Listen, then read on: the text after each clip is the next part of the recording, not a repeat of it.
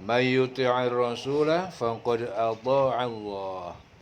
Man barang siapa yuti' mentaati Rasul faqad sesungguhnya atau Allah, dia mentaati Allah. Wa man tawalla, dan barang siapa dia berpaling dari Rasul, fama, maka tidak arsalnaka, kami mengutus kamu Muhammad alaihim hafidho, kepada mereka sebagai penjaga mereka. Barang siapa yang mentaati Rasul, yaitu Rasul Muhammad, maka sesungguhnya dia telah mentaati Allah. Dan barang siapa berpaling dari ketaatan itu, maka ketahuilah kami tidak mengutusmu Muhammad untuk menjadi pemelihara mereka. Ya. Rasul tidak bertanggung jawab terhadap perbuatan-perbuatan mereka dan tidak menjamin agar mereka tidak berbuat kesalahan. Ya. Barang siapa mematuhi Rasul, itu berarti telah mematuhi Allah. Ya, sebab Rasulullah itu tidak memerintahkan dan melarang sesuatu kecuali sesuai dengan perintah dan larangan Allah. Oleh karena itu, orang yang mentaati Rasulullah dengan menjalankan perintah dan meninggalkan larangannya berarti juga mentaati Allah. Sedangkan orang yang tidak mematuhi Muhammad, kecuali bahwa kami mengutusmu sebagai pemberi kabar gembira dan pemberi peringatan, bukan untuk menguasai dan memelihara amar perbuatan mereka yang merupakan tanggung jawab kami, bukan tanggung jawabmu. Ya. Jadi ketaatan tersebut itu harus dilakukan, ya, zahir ataupun batin, di hadapan manusia maupun ketika sembunyi. Wa yaquluna ta'atun, orang-orang yang munafik berkata, kami taat padamu, ta'atun. Fa idza barozu, lalu ketika mereka keluar min indika, dari sisi majelismu, bayyata ta'ifatun, menyusun rencana, ya, pada malam hari, segolongan minhum, dari mereka, ghairal ladzi taqul, selain yang mereka katakan pada kamu, wallahu yaktubu, dan Allah dia menulis ma yubayyitun, apa yang mereka rencanakan pada malam hari. Fa'arid anhum, maka berpalinglah kamu dari mereka, wa tawakkal Allah, dan bertawakallah kepada Allah, wa kafa billahi wakila, dan cukup Allah sebagai pelindung. Ya, dan mereka orang-orang munafik itu mengatakan kewajiban kami hanyalah taat. Tetapi apabila mereka telah pergi dari sisimu Muhammad, sebagian dari mereka mengatur siasat di malam hari, mengambil keputusan yang lain dari yang telah mereka katakan tadi. Jadi Allah mencatat siasat yang mereka atur di malam hari itu juga. Maka berpalinglah dari mereka dan bertawakal kepada Allah. Cukuplah Allah menjadi pelindung. Ya. Afala yatadabbarun al-Quran, maka apakah mereka tidak merenungi, menghayati kandungan Al-Quran? Afala yatadabbarunal Quran, maka apakah mereka tidak merenungi, menghayati kandungan Al-Quran? Walau kana min indi ghairillah, walau dan seandainya kana Al-Quran itu min indi ghairillah, dari sisi selain Allah, la wajadu, ya, maka pasti mereka mendapati fihi, di dalam Al-Quran, ikhtilafan katsira, pertentangan ayat yang banyak. Maka tidaklah mereka menghayati, mendalami Al-Quran. Sekiranya Al-Quran itu bukan dari Allah, pastilah mereka menemukan banyak hal yang bertentangan di dalamnya. Apakah orang-orang munafik itu tidak merenungkan kitab Allah agar mengetahui alasan yang datang dari Allah mengapa mereka wajib mentaatinya dan mengikuti perintahmu Muhammad? Sesungguhnya Al-Quran ini benar-benar dari Allah, karena keselarasan makna, hukum yang dikandungnya, serta keterpaduan ayat-ayatnya yang saling menguatkan. Ya, ini adalah bukti yang kuat, ya, bahwa Al-Quran itu benar-benar berasal dari Allah. Kalau Quran bukan berasal dari Allah, ya tentu makna-maknanya akan saling bertentangan, hukum-hukumnya banyak yang saling saling berbeda. Ya. Maka tidakkah mereka menghayati? Afala yatadabbaruna al-Qur'an? Tidakkah mereka menghayati, mendalami Al-Qur'an? Sekiranya Al-Qur'an itu bukan datang dari Allah, pastilah mereka menemukan banyak hal yang bertentangan. Jadi untuk supaya bisa mengerti Al-Qur'an, bahwa Al-Qur'an itu betul-betul luar biasa dan tidak ada yang bertentangan, pas semuanya, sinkron semuanya, maka diperlukan apa? Tadabbur, mentadaburi Al-Qur'an. Jadi tadabbur Al-Qur'an itu artinya apa? Merenungi, menghayati kandungan Al-Qur'an. Ya, jelas ya. Jadi tadabbur Al-Qur'an itu artinya apa? Merenungi, menghayati Al-Qur'an. Afala yatadabbaruna Al-Qur'an? Maka apakah mereka tidak merenungi atau menghayati Al-Qur'an? Nah, itu.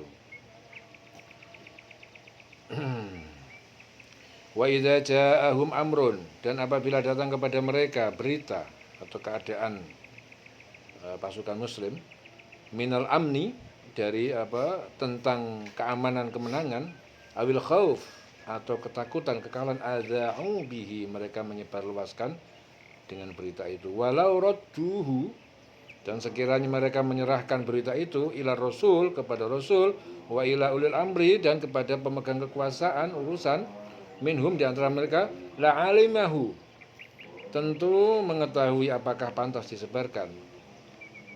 La'alimahu, tentu mengetahui, alladzina yastambitunahu minhum, orang-orang yang mereka menyelidiki kebenarannya dari mereka, ulil amri.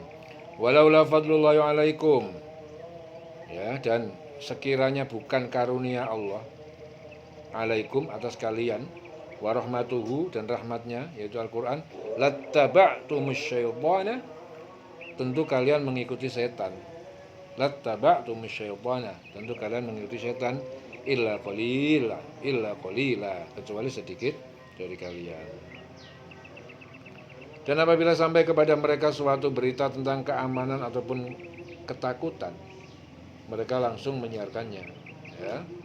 Padahal apabila mereka menyerahkannya kepada Rasul dan ulil amri, ya, tokoh-tokoh sahabat Rasul waktu itu, ya, ulil amrinya, pemegang kekuasaan, di antara mereka tentulah orang-orang yang ingin mengetahui kebenarannya akan dapat mengetahuinya secara resmi dari mereka, dari Rasul dan ulil amri. Jadi menurut mufasir yang lain, maksudnya itu apa? Bila suatu berita tentang keamanan dan ketakutan itu disampaikan kepada Rasul dan ulil amri, tentulah Rasul dan ulil amri yang ahli dapat menetapkan kesimpulan ataupun istimbat dari berita itu.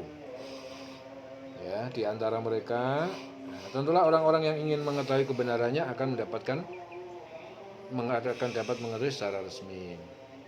Sekiranya bukan karena karunia dan rahmat dari Allah kepada kamu, tentulah kamu mengikuti setan, kecuali sebagian kecil saja di antara kamu.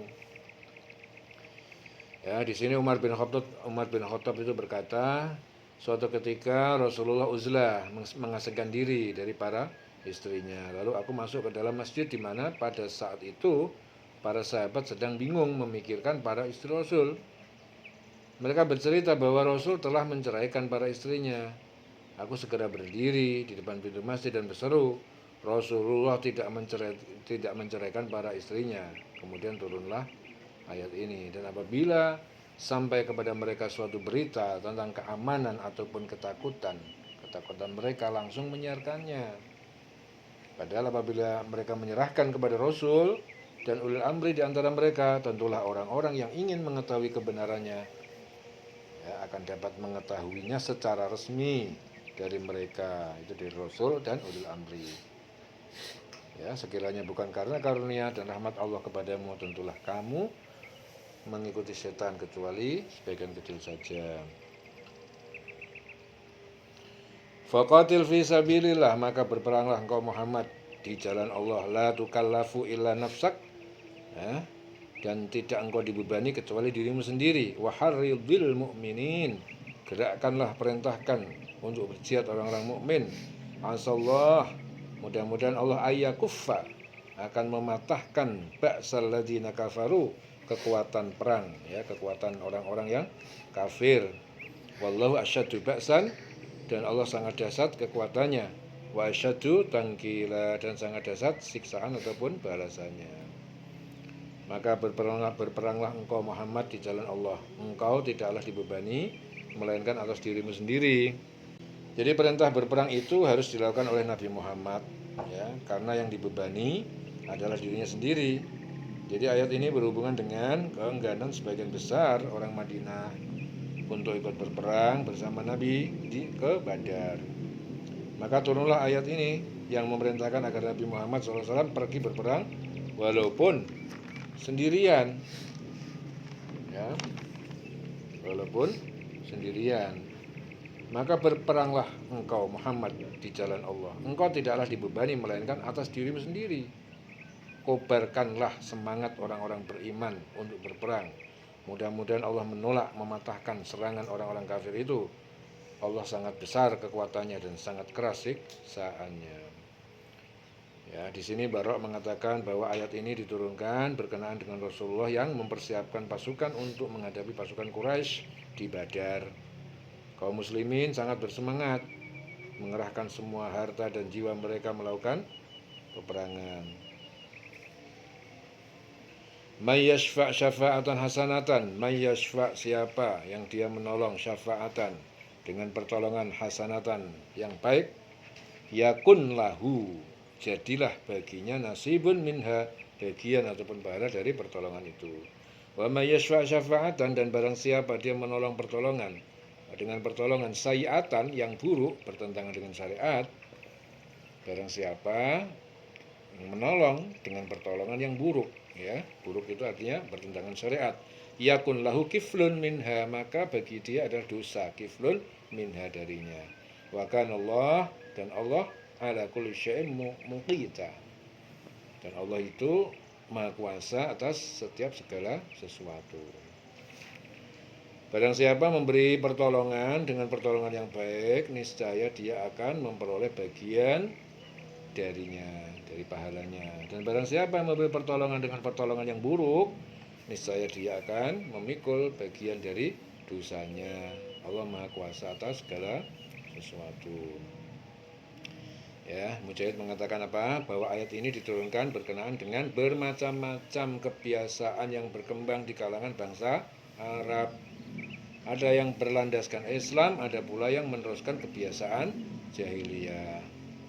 Ya. Wa idza huyyitum bitahiyatin, dan apabila kalian dihormati dengan penghormatan, fahayyu, maka balas penghormatan itu bi ahsana minha, dengan yang lebih baik darinya, aurudduha, atau apa? Balas yang sepadan. Aurudduha, atau balaslah yang sepadan dengannya. Innallaha, sesungguhnya Allah, kana ala kulli syai'in hasiba, sesungguhnya Allah Maha menghitung atas segala sesuatu. Dan apabila kamu dihormati dengan suatu salam penghormatan, ya, dengan suatu penghormatan, jika kamu dihormati dengan suatu penghormatan, ya, maka balaslah penghormatan itu dengan yang lebih baik, atau balaslah penghormatan itu dengan yang sepadan, ya, yang sepadan dengannya. Sungguh Allah memperhitungkan segala sesuatu. Sungguh Allah memperhitungkan segala sesuatu. Jadi tahiyat atau penghormatan adalah lafaz yang diucapkan oleh salah seorang ketika bertemu dengan yang lain sebagai penghormatan dan doa.